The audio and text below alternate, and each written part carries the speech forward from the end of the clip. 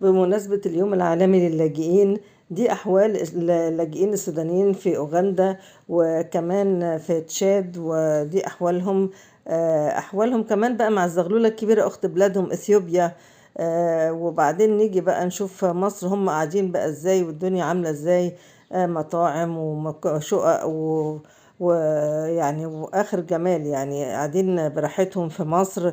ولكن طبعا بيقول لك بجروشنا، معرفش ما عادوش بجروشهم ليه في اوغندا ولا في تشاد ولا في اثيوبيا اخت بلادهم يعني. بدل ما هم قاعدين يشتموا قله ادبهم على المصريين.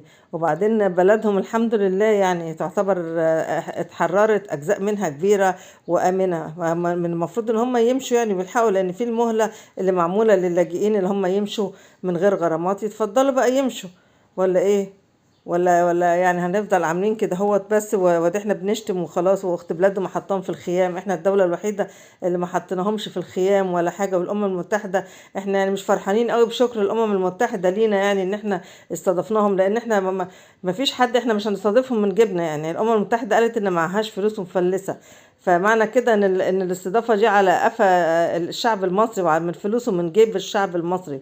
فيا ريت الناس يعني تخلي عندها شوية، يعني على الأقل مثلا ياخدوا بعضهم يروحوا بلادهم، أو يعرفوا يشوفوا إخواتهم اللي في أوغندا واللي في تشاد واللي في أثيوبيا، ويعرفوا قيمة النعمة اللي هم قاعدين فيها، قاعدين على القهاوي وقاعدين فاتحين مطاعم وقاعدين يعني معززين مكرمين. لكن برضو يقعدوا ساكتين؟ لا، برضو بالمرة يشتموا برضو في المصريين، مفيش مشكلة يعني، مفيش مانع يعني.